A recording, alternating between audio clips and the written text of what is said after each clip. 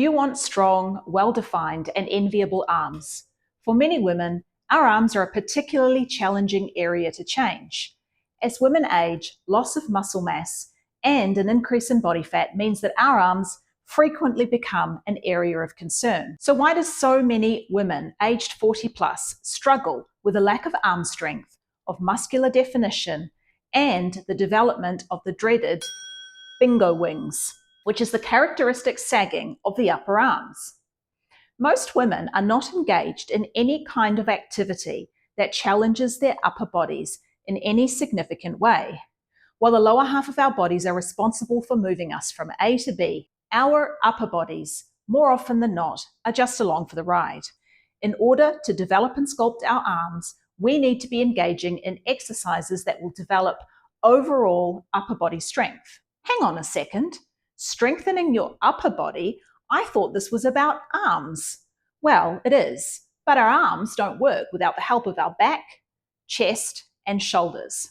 Maybe you thought this was one of those videos where I'd grab a pair of small pink dumbbells and show you a routine consisting of lots of bicep curls, tricep kickbacks, and lateral raises, and promise you that if you copy my routine faithfully, then you'll get toned arms. If so, you'll be disappointed because there is a lot more to it than that. In fact, in this video, I'm going to reveal what will really get you strong and sculpted arms.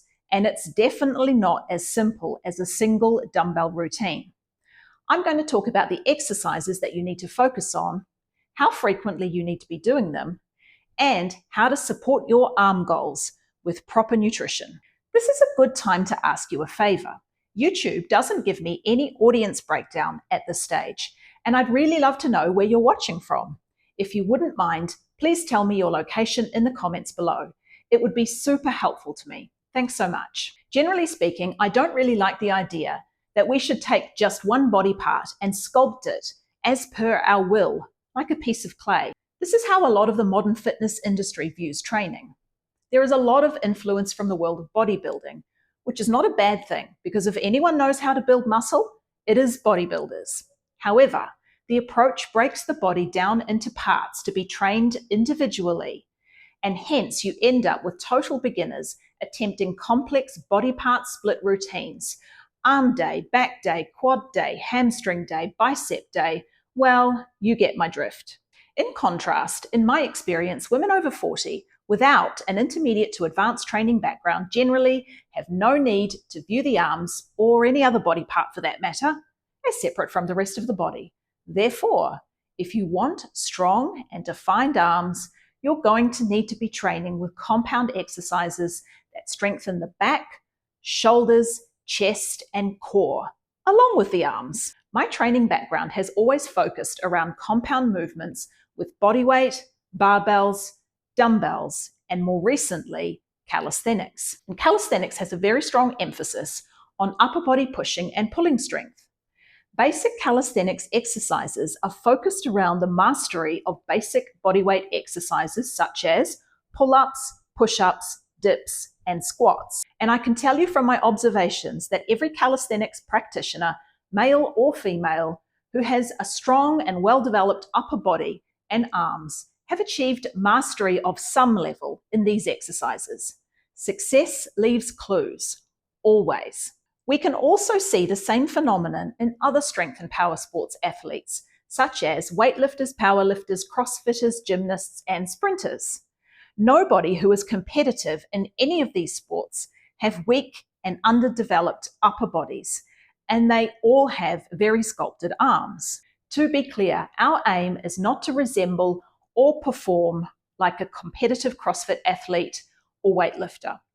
But we can look at these extreme examples for clues about what might actually work for the average person to create upper body and arm development. So we already have a clue about what creates sculpted looking arms, and that is the development of lean muscle mass. Specifically, we need to be focusing on the development of overall upper body strength, because we already know that the arms cannot work in isolation from the rest of the body. This leads us to the next obvious question. What is the most effective and efficient way to create strength? And the answer to that is compound or multi-joint movements carried out at a high intensity to within 1 to 3 reps of failure, and made progressively difficult with time so that our bodies don't completely adapt. You need to go straight to the most effective and time-efficient exercises for the development of strength and muscle. And these are push-ups, dips, horizontal rows, pull-ups, chin-ups, bench press, and overhead press, to name some of the best choices. If you only did these exercises and their variations, you would already have everything you need to build show-stopping arms.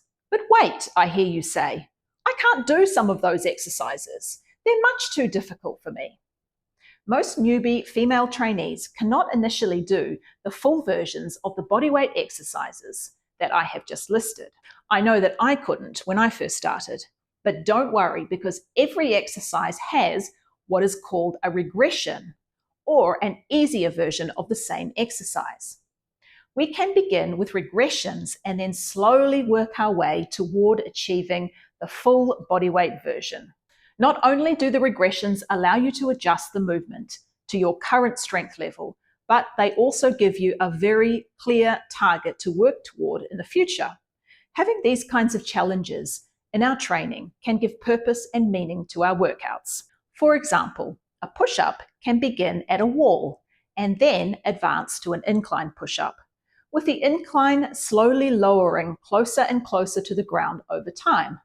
Finally, once the trainee has mastered these easier regressions, they are ready to begin learning and then mastering the bodyweight version. Bodyweight horizontal rows using a suspension trainer or gym rings can help to build a lot of pulling strength. This exercise is a good substitute for a pull-up, which is a very advanced exercise that usually requires specific and dedicated training and a lot of strength. However, in a horizontal row, we can begin with the body in a more vertical position, and then slowly, over time, the angle of the body to the ground decreases until it's closer to horizontal. The rows can be done with palms facing down or pronated, which creates more back emphasis, or they can be done with palms facing up or supinated for more bicep emphasis. Eventually, you might even want to begin incorporating chin-ups and pull-ups with resistance bands for assistance. Dips are another great all-rounder for building strength in the arms, shoulders, and chest. Full bodyweight dips are not generally accessible to beginners, but you can work on regressed variations that suit you. I recommend starting dips with your feet on the ground for assistance. Suspended either between 2 chairs or 2 parallel bars if you have access to them. To make the dips harder, extend your feet further out in front of you. Eventually, you might be ready to attempt dips with your feet off the ground using bands for assistance. You can also do the common dip variation where you place your hands on a bench behind the body, but this is harder on the shoulders and it's very tricep focused.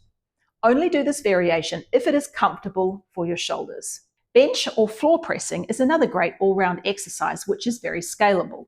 If you have access to a bench, I recommend starting with a dumbbell incline press with the bench set to around 45 degrees angle. This exercise will strengthen your chest and your shoulders. Be sure to slowly increase the reps and the weight as you get stronger. If you don't have access to a bench, you can lay on the ground and do a floor press instead. The range of motion is a bit more limited than a bench press, but it's a great beginner variation to start building strength.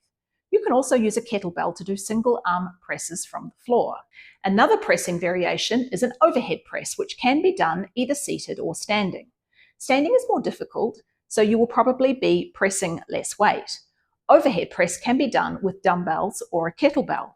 This exercise can be difficult for those with limited shoulder mobility. So if you find it too difficult to raise your arms directly overhead, holding your arms beside your ears, I recommend sticking with a seated incline press. So the next question is, how often should you be doing these exercises to get optimal results? If you incorporate them consistently into 2 to 3 full body workouts every week and progress them as you get stronger, then it will be enough for the average woman to begin building strength and seeing her shape change. This would be my recommendation for beginners.